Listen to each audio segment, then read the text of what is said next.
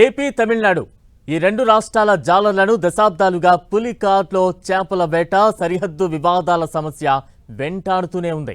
తరచూ ఇరు రాష్ట్రాల జాలర్లు ఒకరిపై ఒకరు దాడులకు తెగబడుతున్నారు, ఒకరినొకరు నిర్బంధించుకుంటున్నారు. ఇలా ఏళ్లు గడిచిపోతున్నా సమస్య మాత్రం పరిష్కారం కావడం లేదు. ప్రాబ్లం వచ్చినప్పుడు అధికారులు పాలకులు తాత్కాలిక పరిష్కారం చూపుతున్నారు, కానీ శాశ్వతమైన సొల్యూషన్ చూపించలేకపోతున్నారు. ఈ మధ్య మరోసారి వార్తల్లోకి ఎక్కిన ఈ ఘర్షణలు వివాదాలు ఇప్పుడు రాజకీయ రంగును పులుముకున్నాయి. పార్టీల అధినేతలు రంగంలోకి దిగాల్సిన పరిస్థితి ఏర్పడింది. పులికాట్ సరస్సులో చేపల వేట కోసం నెల్లూరు జిల్లా కేంద్రంగా ఆంధ్ర వర్సెస్ తమిళనాడు జాలర్ల మధ్య జరుగుతున్న ఈ సరిహద్దు వివాదాలేంటి? 10 టీవీ ప్రతినిధి దేవకుమార్ అందిస్తున్న కంప్లీట్ గ్రౌండ్ రిపోర్ట్ ఇప్పుడు చూద్దాం.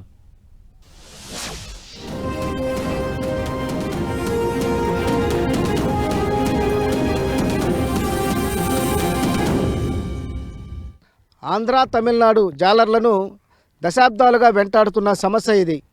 చేపలు పట్టే వ్యవహారంలో ఈ సమస్య తలెత్తుతోంది. దీంతో ఇరు రాష్ట్రాల జాలర్లు ఒకరిపై ఒకరు దాడులు చేసుకోవడం, కిడ్నాప్లు చేసుకోవడం, వారి బోట్లను స్వాధీనం చేసుకోవడం జరుగుతోంది. ఇటీవలే ఈ సమస్య మరోసారి తలెత్తింది. ఇది చివరికి రాజకీయ వివాదంగా మారింది.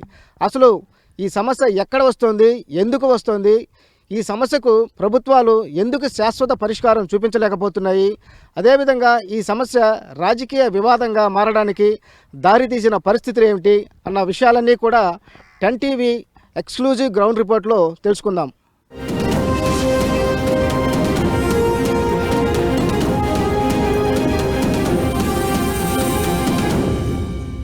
ప్రస్తుతం మనం పులికాట్ సరస్సులో ప్రయాణిస్తున్నాం.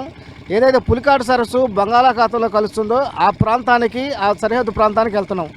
అదే ఆంధ్ర తమిళనాడు సరిహద్దు ప్రాంతం అంటారు, అది ఆ ప్రాంతానికి వెళ్తున్నాం.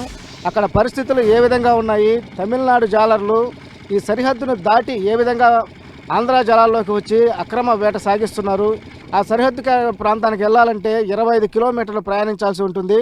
అంటే సుమారుగా 1.5 గంట ఈ పడవలోనే మనం అక్కడ చేరుకోవాల్సి ఉంటుంది. అదేవిధంగా అక్కడ నుంచి తిరిగి రావాలన్నా కూడా 1.5 గంట పడుతుంది. అయితే మొత్తం ఈ ప్రయాణానికి సరిహద్దు ప్రాంతానికి వెళ్ళాలంటే 3 గంటల ప్రయాణం చేయాల్సి ఉంటుంది. అయితే అక్కడ పరిస్థితులు కూడా దారుణంగా ఉంటాయని తెలుస్తుంది. అక్కడ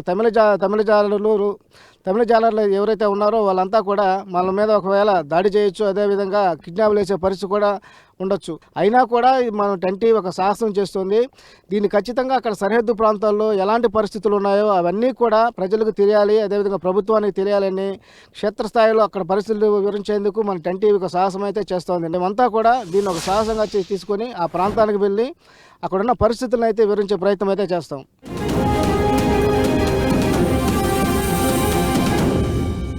అయితే మొత్తానికి 1.5 గంటకు పైగా ప్రయాణించి సరిహద్దు ప్రాంతానికైతే చేరుకున్నాము. ఇక్కడ చూడొచ్చు, మనకు ఇదే సరిహద్దు ప్రాంతం ఇది. ఇక్కడ మనకు ఏదైతే తాటి మొద్దులు ఏదైతే కనిపిస్తున్నాయో అవే కిలోమీటర్ల కొద్దీ ఇక్కడ నుంచి ఇదే విధంగా ఇక్కడ ఒక తాటి మొద్దు, ఆడొక తాటి మొద్దు, ఆ తర్వాత కొన్ని తాటి మొద్దులను ఒక సరిహద్దుగా ఏర్పాటు చేయడం జరిగింది. అయితే నేను ఆంధ్ర జలాల్లోనే నేను ప్రస్తుతం ఉన్నాను. ఈ తాటి మొద్దుకి లెఫ్ట్ సైడు, ఆ రైట్ సైడ్ ఉండేదంతా కూడా తమిళనాడు చెందిన ప్రాంతం ఇది. అయితే తమిళనాడు జాలర్లు ఏదైతే చేస్తారో ఈ తాటి మొద్దులను అంటే సరిహద్దు ప్రాంతాన్ని దాటి మన ఆంధ్ర జలాల్లోకి వచ్చి 100 కిలోమీటర్లు ప్రయాణించి అక్రమ చేపల వేట సాగిస్తూ ఉన్నారు. ఎందుకంటే ఈ ఆంధ్ర జలాల్లో విలువైన మత్స్య సంపద అనేది దొరుకుతుంటుంది. అయితే ముఖ్యంగా కూర కచ్చడ, అదేవిధంగా సంద, మంజరము, అదే మోవాను, ఇలా ఖరీదైన చేపలు, అదేవిధంగా పీతలు, ఇలా రకరకాల మత్స్య సంపద అయితే ఈ ఆంధ్ర జలాల్లో ఉంటుంది. కాబట్టి వాటిని ఈ తమిళనాడు జాలర్లు ఈ బార్డర్ను దాటి ఆంధ్ర జలాల్లోకి వచ్చి 100 కిలోమీటర్లు ప్రయాణించి అక్కడున్న మత్స్య సంపదనంతా కూడా దోచుకుంటూ ఉన్నారు. దాదాపు మాకు 20 సంవత్సరం పైనుంచి దీని మీదే తమిళనాడు, కడలూరు, కారైకాలు, పాండిచ్చేరి ఈ బోట్ల ద్వారా మా యొక్క మత్స్య సంపద ఇక్కడ నుంచి దోసుకుని పోతున్నారు. మా మత్స్యకారులు దీనివల్ల అది ఏంటంటే మెకానిజం బోటు 12 నాటికల్ మైలు పైన పోవాలి. అయినా వాళ్ళు అద్దుమీరి మన తీర ప్రాంతాన ఇక్కడ వచ్చి వేట చేసే వల్ల మన సాంప్రదాయ బోట్లు పెట్టుకుని వేట చేసే మన మత్స్యకారులకి వలలు ధ్వంసం అవుతుంది, బోట్లు ధ్వంసం అవుతుంది. వాళ్ళు ఏదైనా అడిగితే వాళ్ళతో అక్కడి నుంచి ఆ బోట్ల నుంచి రాళ్ళు, కత్తులతో వీళ్ళని దాడి చేస్తుంటారు. చిక్కలోకి లాక్కెళ్ళిపోతారు. చిన్న పిల్లలు కూడా బతకదు. మధ్యన మా వాళ్ళు యాడ్ చేస్తున్నప్పుడు ఆ వలలు కూడా తెంచుకుని వెళ్ళిపోతున్నారు. ఈ విధంగా వలలు తెంచుకుని పోవడం వల్ల మా వాళ్ళు బోట్లు చిన్న తెప్పలు అంటే అలా చిన్న బోట్లు అవి వాళ్ళు గుద్దుకుని వెళ్ళిపోతారు. దీన్ని దీన్ని ఎన్నోసార్లు ప్రభుత్వం దృష్టికి తీసుకొచ్చినా ప్రభుత్వం స్పందించాల. అంటే ఇప్పటి నుంచి కాదు, గత 20 సంవత్సరాల నుంచి ప్రభుత్వం కూడా స్పందించాల. వీళ్ళు వాడే బోట్లు కూడా మెకనైజ్డ్ బోట్లు, అదేవిధంగా 800 HP సామర్థ్యం ఉన్న బోట్లు, అదేవిధంగా పెద్ద పెద్ద వలలు. అంటే మన ఆంధ్ర జాలర్లో వాడే బోట్లు అదేవిధంగా వలల కన్నా తమిళనాడు జాలర్లో వాడే బోట్లు అనేవి చాలా పెద్దగా ఉంటాయి. ఒకసారి వచ్చినప్పుడు వేటకి ఎక్కువ మొత్తంలో ఈ మత్స్య సంపదను దోచుకొని వెళ్తూ ఉంటారు. ఇలా ఈ సరిహద్దు ప్రాంతాన్ని దాటి దగ్గరలో ఉన్న నెల్లూరు జిల్లా తీర ప్రాంతాలైన కోట, అదేవిధంగా సూలూరుపేట, కోట, అలాగే నెల్లూరు, అదేవిధంగా కృష్ణపట్నము, విడవలూరు, అల్లూరు, కావలి, ఇలా అనేక ప్రాంతాల్లో కూడా ఈ మత్స్య సంపద దోచుకుంటూ ఈ అక్రమ చేపల వేట దశాబ్దాలు కొనసాగిస్తూ ఉన్నారు. అందువల్లే ఈ సమస్య వల్లే ఇక్కడ ఆంధ్ర జాలర్లకు తమిళనాడు జాలర్లకు మధ్య తరచుగా గొడవలు జరుగుతూ ఉన్నాయి. దాడులు చేసుకుంటున్నారు, కిడ్నాపులు చేసుకుంటున్నారు, బోట్లను స్వాధీనం చేసుకుంటున్నారు, అదేవిధంగా పోలీసుల కేసులు కూడా పెట్టుకుంటున్న పరిస్థితి అయితే ఉంది.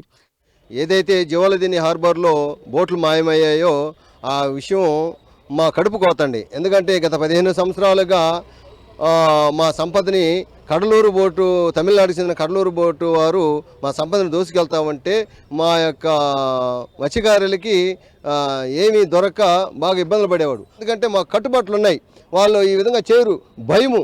ఎందుకంటే దీని వెనక చాలా పెద్ద పెద్ద నాయకులు ఉంటారు, అలాగే పోలీసు యంత్రాంగం అయితేనేమి, మెరైన్ డిపార్ట్మెంట్ అయితేనేమి, ఫిషరీస్ వారు అయితేనేమి అందరూ ఉంటారు. ఎందుకంటే ఇది ఎలాంటిదంటే మా కడుపు కోతండి, మా కడుపు మీద కొట్టినట్టు అయ్యింది. మా వాళ్ళ చేతే మా కంటి పొడిపించారు. ఈ విధంగా ఈ అక్రమ చేపల వేట కొనసాగుతూ ఉంది. ఈ సరిహద్దు విషయంలోనే ఈ సమస్య అనేది తలెత్తుతూ వస్తూ ఉంది. అయితే ఈ ప్రభుత్వాలు ఇది దశాబ్దాలుగా కొనసాగుతున్నప్పటికీ ప్రభుత్వాలు మాత్రం దీనికి శాశ్వత పరిష్కారం చూపించడం లేదు. కాబట్టి ఈ తమిళ జాలర్లు తరచుగా ఆంధ్ర జలాల్లోకి ప్రవేశించి అక్రమంగా వేట సాగించి మత్స్య సంపద దోచుకొని పోతూ ఉన్నారు. దీంతో ఆంధ్ర జాలర్లకు దక్కాల్సిన మత్స్య సంపద కోల్పోతూ ఉన్నారు. అదేవిధంగా జీవనోపాధిని కూడా కోల్పోవాల్సిన పరిస్థితి ఏర్పడుతూ ఉంది. పక్కనే తమిళనాడుకు చెందిన ఆ మొగతారు ఉంది, పల్లెరుగడ అనేసి దగ్గర. ఆడ నీళ్ళు ఆటు పోటు ఉండడం వల్ల ఈడ వేడెక్కిన ఈడ రొయ్యలు కానీ చేపలు కానీ ఈడ పుట్టి పెరుగుతుంది. కానీ ఈ వేడి ఎక్కేటప్పటికి ఎండాకాలానికి ఆ చల్లని నీళ్ళు వచ్చే సముద్రం నీళ్ళు ఈ పులిగారి నీకు వచ్చిపోయే దగ్గర ఆడ కొంచెం లోతు కానీ చల్లగా ఉండడం వల్ల ఈడ పుట్టి పెరిగేటట్టు కూడా ఆడిగిపోతుంది. ఈ ఎండాకాలంలో సంపద లేని వల్ల మనం కూడా ఆడిపోవాల్సి వస్తుంది. ఆడికి పోయేటప్పుడు ఏంటంటే వాళ్ళు ఇది మా వద్దు, మీరు ఇక్కడికి రాకూడదు అని చెప్పడం కానీ, మన ఆడ వల్ల కడితే ఆ వల్లను తీసుకొని పోయేసి వాళ్ళు లాక్కొని పోయేసి తమిళనాడుకు చెందిన ఆ పోలీస్ స్టేషన్లో ఇవ్వడం కానీ, మళ్ళీ అది ఆడికి పోయినా కూడా ఆ పోలీసు వాళ్ళు కూడా వాళ్ళకే సపోర్ట్ చేస్తున్నారు. కానీ ఈ బార్డర్ సమస్య తమిళనాడుకి ఇట్లా మన కుప్పంలో ఇక్కడ 17 కుప్పాలు మనం ఉన్నాం. ఇక్కడ ఈ పులిఘాట్ సరస్సు అంటే మన సముద్రం పూడి రాజదుర్గ నమ్మి మేము అక్కడ జీవిస్తున్నాము. కానీ ఈ సమస్య మీద ఎన్నో తరాలుగా మేము పోరాడుతున్నాం.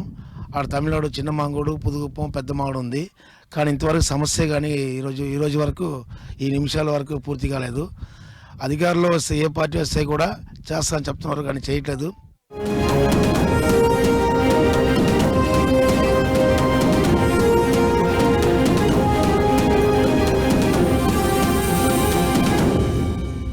చేపలు పట్టే విషయంలో తలెత్తిన ఈ వివాదం చివరికి రాజకీయ వివాదంగా మారింది. దీంతో ఒకవైపు సీఎం చంద్రబాబు నాయుడు, మరోవైపు మాజీ సీఎం జగన్మోహన్ రెడ్డి మత్స్యకార గ్రామాలకు రావాల్సిన పరిస్థితి ఏర్పడింది.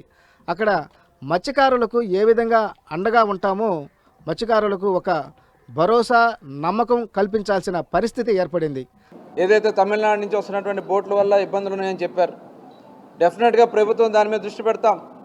అవసరమైతే తమిళనాడు ప్రభుత్వంతో మాట్లాడతాం. అవసరమైతే ఒక స్పెషల్ టీం కూడా వెళ్ళి దీన్ని సమస్య పరిష్కారం చేయడానికి డెఫినెట్గా మేము కృషి చేస్తాం.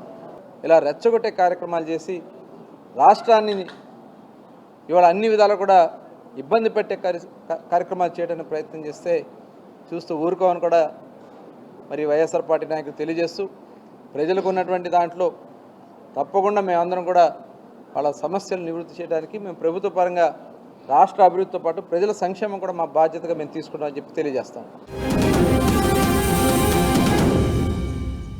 దశాబ్దాలు గడుస్తున్న ఈ జాలర్ల సమస్యకు మాత్రం పరిష్కారం దొరకడం లేదు. ఈ జాలర్ల సమస్యను రాజకీయ ప్రయోజనాల కోసం వాడుకోకుండా చిత్తశుద్ధితో కేంద్ర రాష్ట్ర ప్రభుత్వాలు ఈ సరిహద్దు సమస్యకు శాశ్వత పరిష్కారం చూపించాల్సిన అవసరం అయితే ఎంతైనా ఉంది. వీడియో జర్నలిస్ట్ ప్రదీప్తో దేవకుమార్, 10 టీవీ, పులికాట్ సరస్సు నుంచి.